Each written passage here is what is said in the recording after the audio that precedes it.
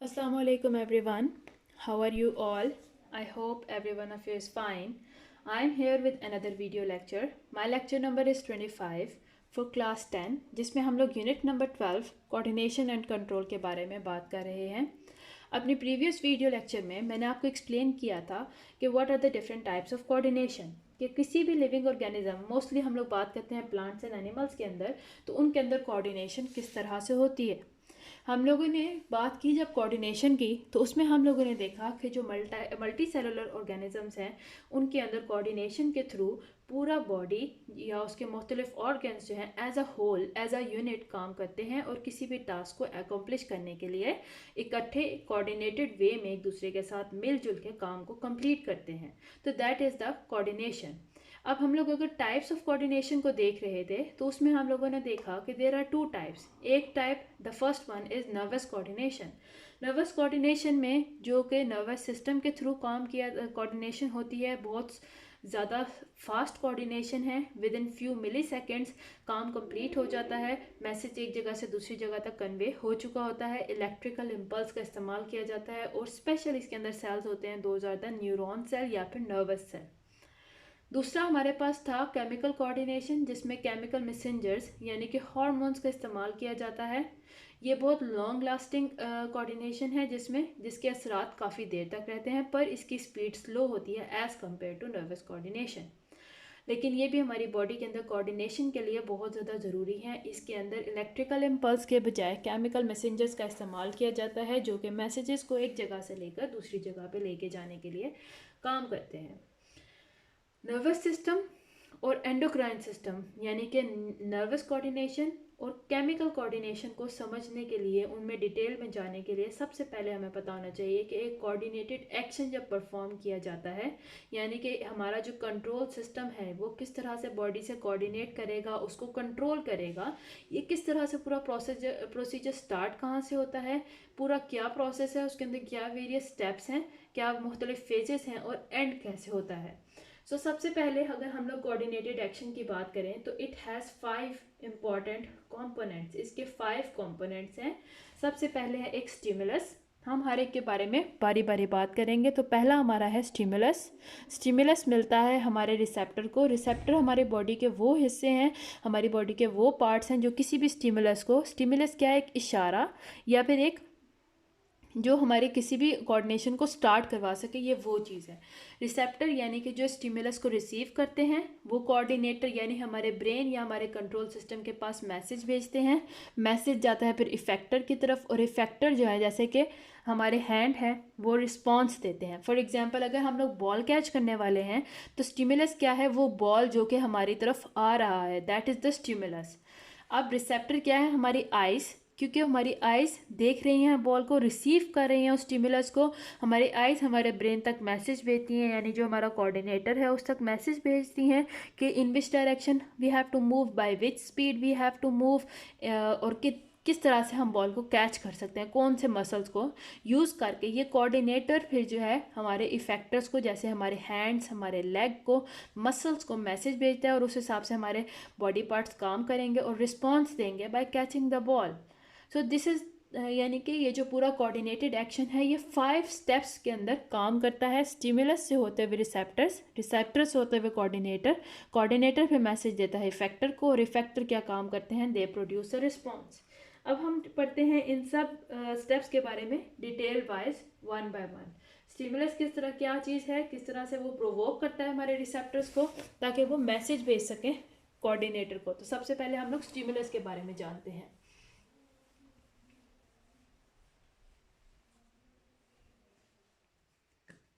हमारा very first step of coordinated action is stimulus.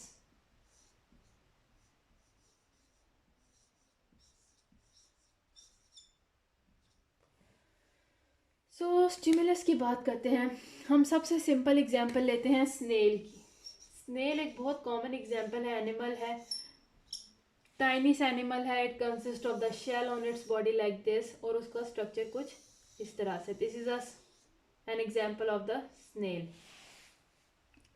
अगर snail की बात करते हैं, जब हम इसको टच करते हैं फिर क्या होता है, द एनिमल वो सुकड़ के अपनी शेल के अंदर चला जाता है।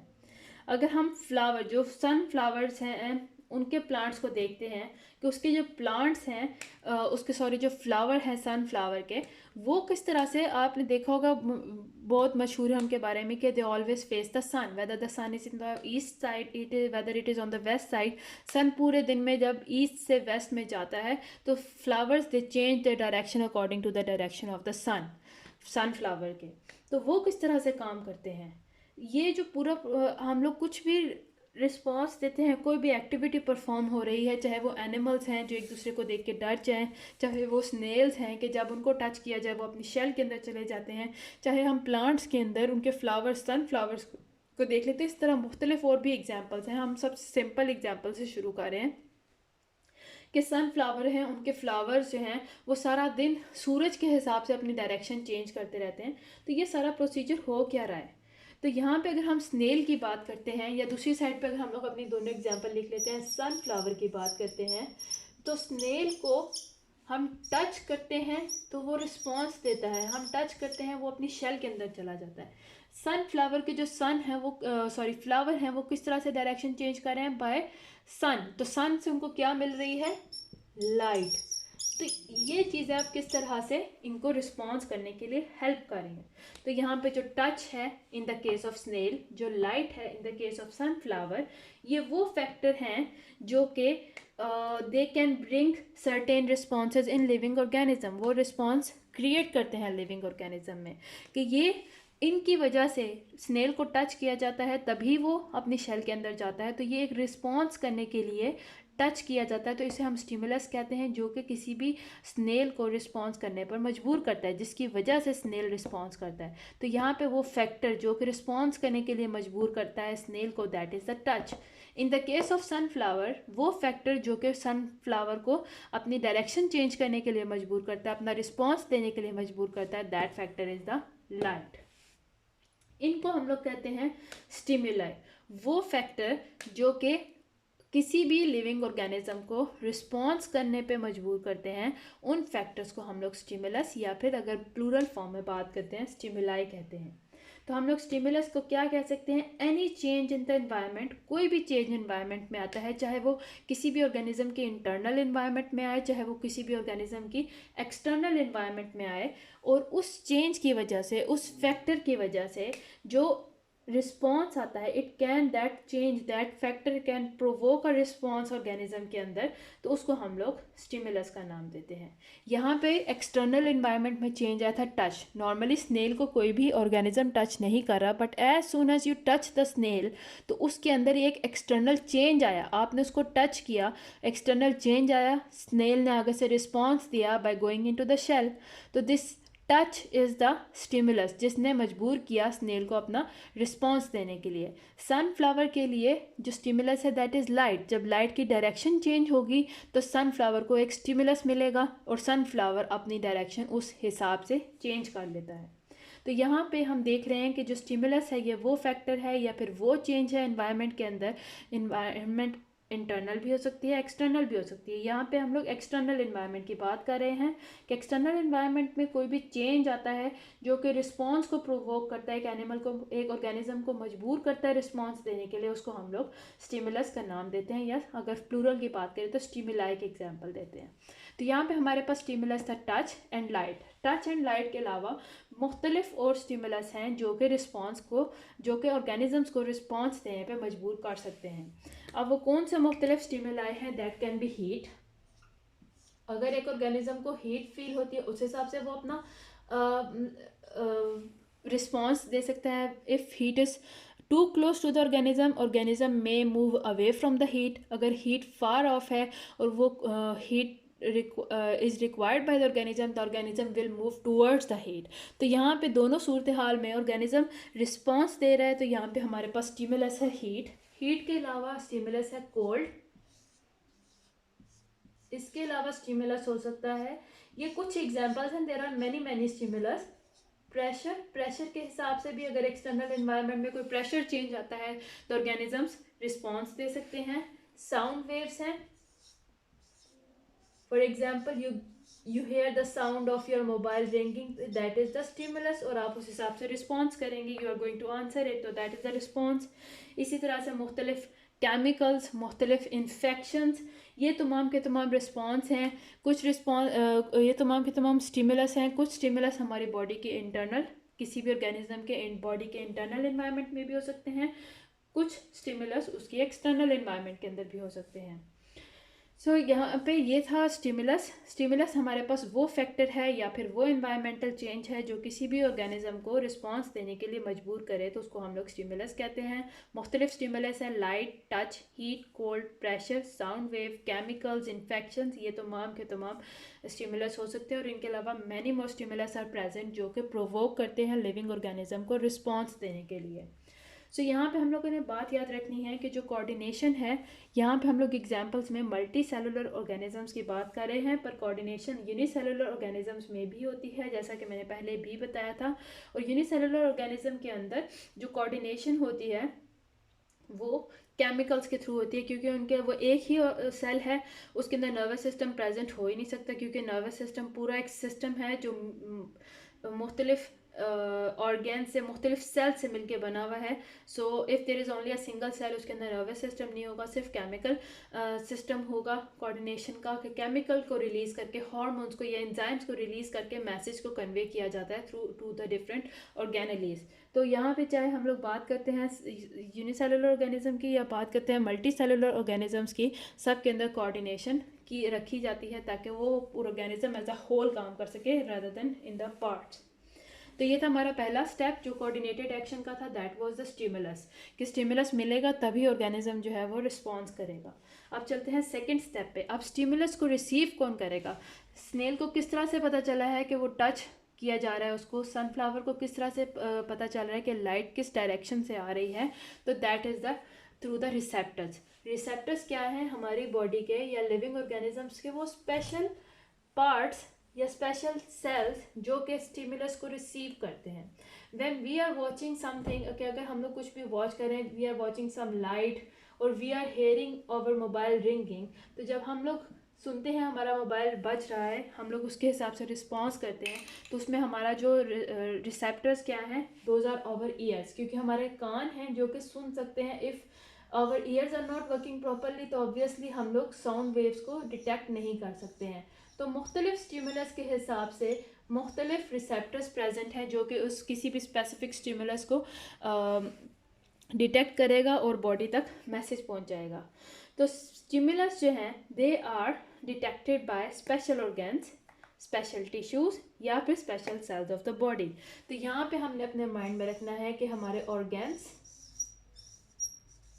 के अलावा टिश्यूज़ और टिश्यूज़ के अलावा सेल्स भी काम कर सकते हैं। चाहे हम लोग मल्टी सेलुलर ऑर्गेनिज्म की बात करते हैं तो उसके अंदर भी मुख्तलिफ लेवल पे स्टिमुलस को रिसीव किया जाता है, उसके लिए मुख्तलिफ रिसेप्टर्स को इस्तेमाल किया जाता है, और उन मुख्तलिफ स्टिमुलाई के लिए ऑर्गेन्स भी हो सकते हैं। कुछ स्टिमुलाई को टिश्यू हो सकता है ऑर्गेन रिसीव ना कर सकें तो टिश्यू रिसीव करेंगे, हो सकता है टिश्यूज़ रिसीव ना कर सकें तो सेल्स रिसीव करेंगे कुछ स्टिमुलाई को। फॉर एग्जाम्पल, जैसे कि मैंने सिंपल सी एग्जाम्पल दी है कि अगर हम लोग बात करते हैं साउंड वेव्स की, आपको किसी भी चीज़ की आवाज़ आती है तो आपके बॉडी का कौन सा पार्ट है जो ये जो साउंड वेव्स हैं ये आप स्टिमुलस हैं, इनको डिटेक्ट कौन करता है?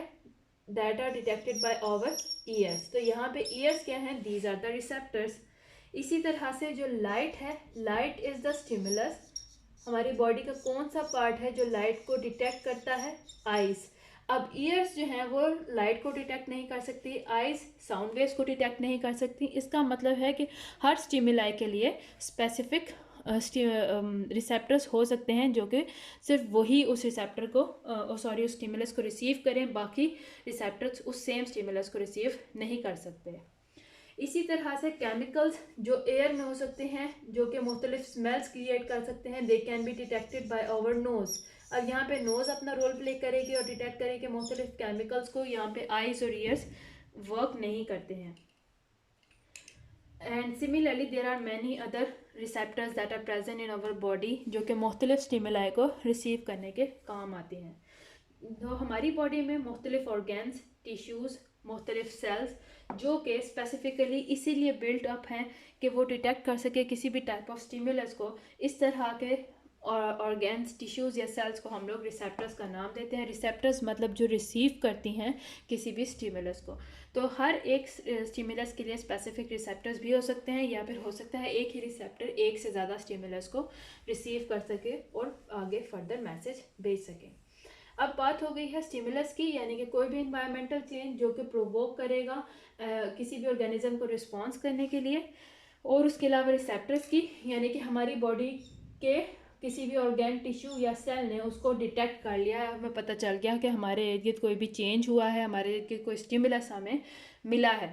अब स्टिमुलस मिला है, रिसेप्टर्स को मिल गया है, रिसेप्टर्स क्या करेंगे, फर्दर आगे कोऑर्डिनेटर को मैसेज सेंड करेंगे कि कोऑर्डिनेटर आगे डिसाइड करेगा कि how our body is going to respond to that stimulus. हमारी बॉडी किस तरह से उस स्टिमुलस को रिस्पॉन्स करेगी, क्या चेंजेस आएंगे बॉडी के अंदर, और किस तरह से जो भी ऑर्गेनिज्म है, चाहे वो एनिमल है चाहे वो प्लांट है, वो रिएक्ट करने वाला है। That depends upon the action of the coordinators. So coordinators क्या हैं, ये वो ऑर्गेन हैं जो कि रिसीव करते हैं इंफॉर्मेशन को फ्रॉम रिसेप्टर्स। रिसेप्टर्स इनको इंफॉर्मेशन देती हैं और ये बदले में क्या करते हैं, आगे जो भी काम है, जिस तरह से भी बॉडी ने रिस्पॉन्स करना है, वो मैसेज भेज देते हैं पर्टिकुलर ऑर्गेन को, जिन्हें हम लोग इफेक्टर्स का नाम देते हैं।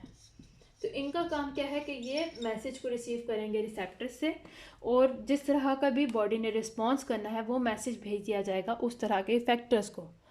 तो वो इफेक्टर्स भी आगे से स्पेसिफिक होंगे डिपेंडिंग के किस तरह का काम है। सो यहाँ पे कोऑर्डिनेटर्स का काम क्या है कि they receive the information from receptor और पर्टिकुलर इफेक्टर को मैसेज सेंड कर देना।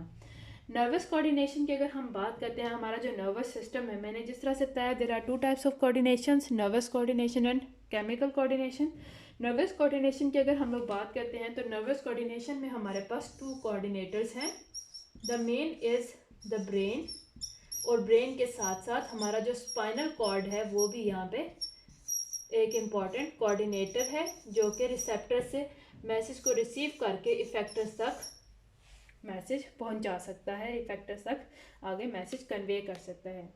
ये रिसीव करते हैं इंफॉर्मेशन को और सेंड करते हैं मैसेजेस को थ्रू द न्यूरॉन्स। न्यूरॉन्स क्या हैं, वो ख़ास सेल्स हैं जो नर्वस सिस्टम के अंदर प्रेजेंट हैं, और इनके अंदर से इलेक्ट्रिकल इम्पल्सेस गुजरती हैं जनरेट होके, ताकि मैसेज को फटाफट एक जगह से दूसरी जगह पे नर्व इम्पल्सेस की सूरत में कन्वे कर दिया जाए। जबकि हमारे पास जो दूसरा हमारा टाइप ऑफ कोऑर्डिनेशन है, that is chemical coordination.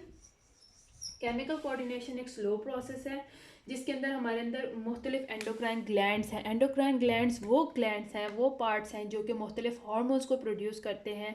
Hormones खुद एक केमिकल हैं और वो हार्मोन्स के ज़रिए बॉडी कोऑर्डिनेट करती है, मैसेज को कन्वे करती है एक जगह से दूसरी जगह पे।